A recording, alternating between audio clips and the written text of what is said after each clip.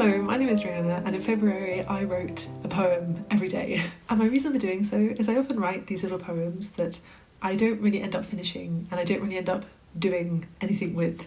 And so I wanted to motivate myself to, one, finish poems, and two, actually put them online to get feedback and to just feel like they are living a life outside of the computer.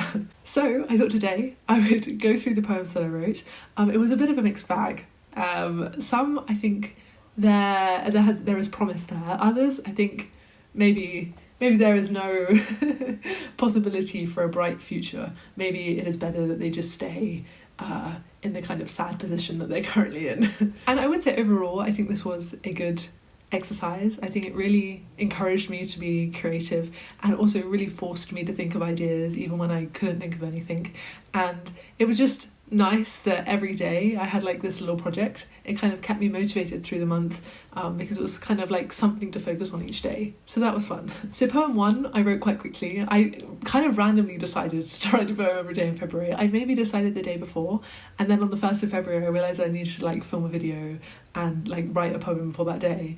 And so I wrote a poem about kind of not being worried about failure and not being worried about what other people will think of you if you fail, because who really cares? No one really cares, and you learn a lot from failure.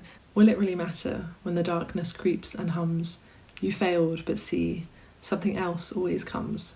The second day I sort of realised what I'd done, and I didn't really have much time, and I couldn't think of anything, and so I kind of cheated, and then I didn't write this poem on the 2nd of February. I wrote this poem like a year before, and it was published on the Women's Writing Lab Berlin, which is a great site to go to if you're looking to read poetry and other forms of writing. And I go to their writing meetup now and again in Berlin too, where I sit and I write and I talk to other writers, and it's really nice.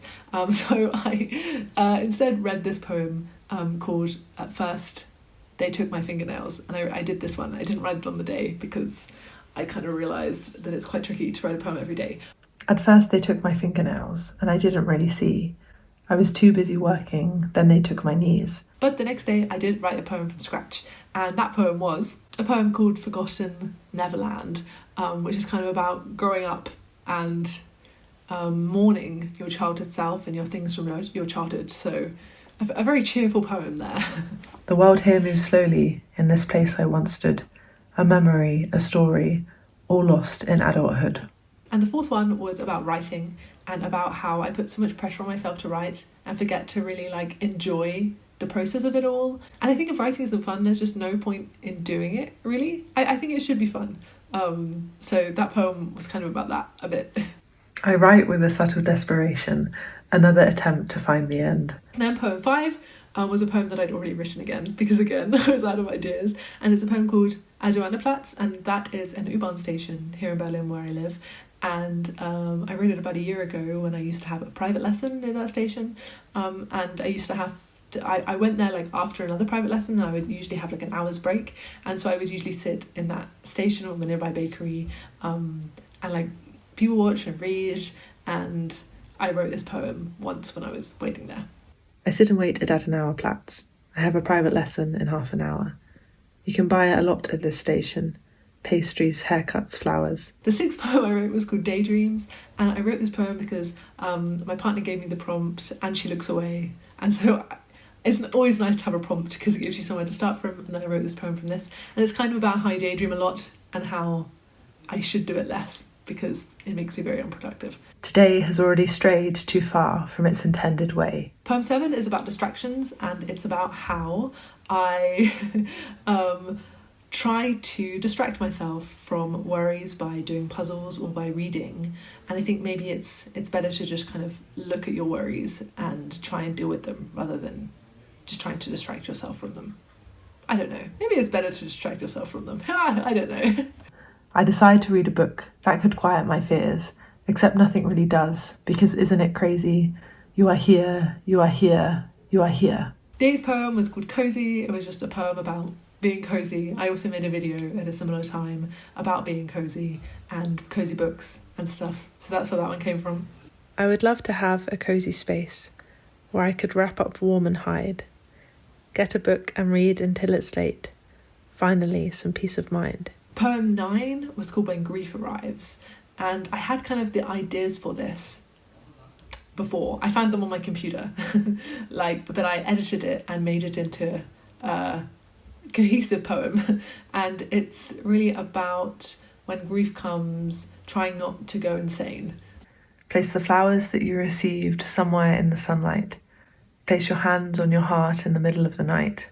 Poem 10 is a haiku. I thought I'd write a haiku, and yeah, that's that one. The car hit her mum, turned her bones to snow. Here, now, the flowers don't grow. Poem 11 is about how much I love bookstores, because at a similar time I went on a bookstore walking tour of Berlin, and I made a video about that. If you're interested, I'll link it down below. 1,000 stories hoping to do good. How beautiful it is to feel understood.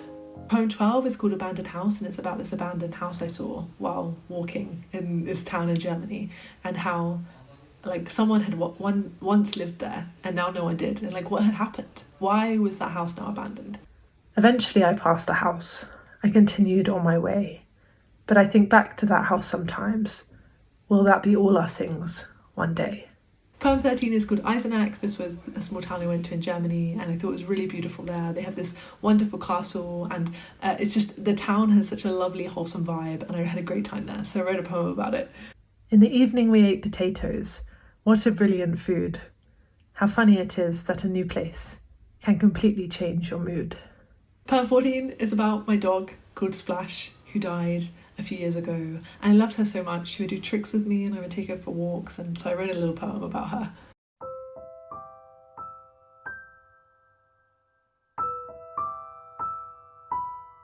Poem 15 is called A Few Thoughts on Happiness. I wrote this reminding myself to be happy and to think of things that make me happy, because sometimes I ignore them and opt to look at sadder things, and really, is there any point? I don't know.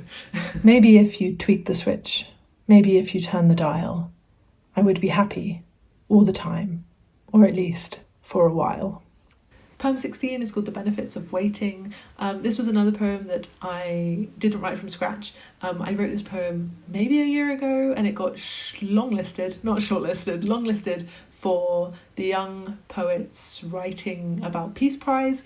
And so I thought, I couldn't think of anything. I had a poem that I hadn't put on my YouTube channel before, so I used this, and I have opportunity to put that one on my YouTube channel. Life is short unless you're waiting. If you want to live a long life, wait for a delayed bus. If you want to stretch time, watch the water boil, watch flowers sprout. Poem 17 is called Mouse on the U-Bahn Track. I kind of wrote this one from scratch, but I had some ideas on my computer for this poem, because about a year ago I was working in a job where I was travelling all around Berlin and working in different schools, and the weather was often quite bad, and I would often feel a bit tired, and I would often have to get the U-Bahn, and sometimes the Berlin U-Bahn is a bit of not a scary place, but maybe not a desirable place, I would say. And I wrote this poem kind of about how I wasn't feeling like I was in the right place. The train runs him over like butter under a knife. I wonder if this is really the right life. Poem 18, When the Tube Breaks. I wrote this one because I asked my partner again for a prompt, because I couldn't think of anything, and he gave me the prompt When the Tube Breaks, because when he was on the way home, his tube broke down, and so I wrote a poem about a tube breaking down. When the tube breaks on her way home, the lonely girl hides in her phone. She scrolls through the snapshots of life, and they bite her brain just enough that things are all right. Poem 19 is called Childhood. I wrote this one again because my partner gave me a prompt. He gave me the prompt, the child in you is still there somewhere, and I quite liked that prompt, and I took that prompt and wrote a poem based on that. It's about how we sometimes leave our childhood self behind, and I think we shouldn't do that completely. I think we should still keep parts of our childhood selves within us. You knew who you were, then it was lost.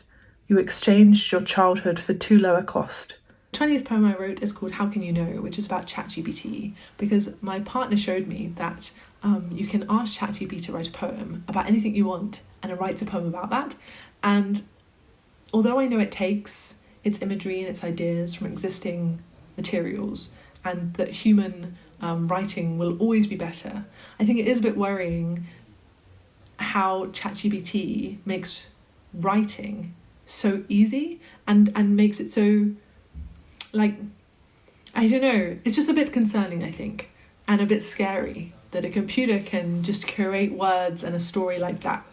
Yet the words are not true, they're a false fabric, designed not by a human hand. How can we truly connect with words from something that doesn't understand? Poem 21 was called How Does English Work? I teach English and I get asked a lot of different English questions, and so I thought I would write a poem with all those different English questions that I get in it. I wish I had, but it's not in the past. If slow is slowly, why is fast fast? Poem 22 was called Istanbul. It was about my trip to Istanbul in November, and I wrote this poem in a kind of a different style to how I usually write poems. This poem is kind of written in a Thomas Hardy-esque style. I used some vocabulary that I wouldn't necessarily use in my everyday life, and tried to make it sound more old-fashioned, I suppose we could say. Even when I move adrift, the path doesn't feel defunct. Each street a new preoccupation in this haphazard construct. Then poem 23 was called Maybe You Just Need to Go Outside. This was really a note to myself because sometimes I teach online and sometimes I just spend too much time inside and I get a bit bogged down because of that, and I always feel better when I go outside. I turn into a ghost, there in that chair. The cameras are all off. Is there anyone there? Poem 24 is called This Evening You Should Rest because I think sometimes I should just rest and not put so much pressure on myself to work all the time. This evening you should rest. You should not let a worry enter your head. You should forget about work, those hateful moments that lurk. Poem 25 is called You Are Here, and I must admit, on this particular day, couldn't really think of anything. This is a very short poem, but I managed to write something and I guess that is the most important thing. Maybe there is nothing, and we forget we ever lived. Maybe there is nothing, and we forget we ever spoke. Forget we ever loved, ever hated. Then poem 26 was called Earthbound. I, again, was struggling for ideas, so I challenged myself to write a poem where everything rhymed with ground. Like a watered plant, she rises from the ground. The forest sings full of colourful sounds. In a white dress, she finds herself gowned. Here she is again, once more she is found. Then poem 27 was a little rhyme about books. I actually had a few ideas for this that I found on my computer, and I was like, oh, I can make a poem about that. And so I just thought of lots of books and I made a rhyme for it, which was quite fun to do. But these books are only a few out of the millions that exist. There are so many to find, so many to hide inside. So the next time you're feeling like the world is a bit cruel, remember all the stories you can escape into. Then poem 28 was a note for myself moving forwards into March, and poem 29, the final poem, was a reflection on all the poems that I wrote. And so I hope you will feel lighter as the leaves grow again, as the world changes shape. You cannot decide on the end. I learned something about writing, which I sometimes think of. If you're having fun with it, then not much can go wrong. So, those are the poems that I wrote in February. I am surprised actually that I managed to write a poem every day and upload a poem every day, because life is busy and can get in the way sometimes. And I'm glad that I managed to not get sidetracked and distracted and managed to stick to what I set out to do. So that's nice. And if you listen to any of the poems, thank you very much. And yeah, thank you for watching, and I'll see you in another video soon. Bye bye.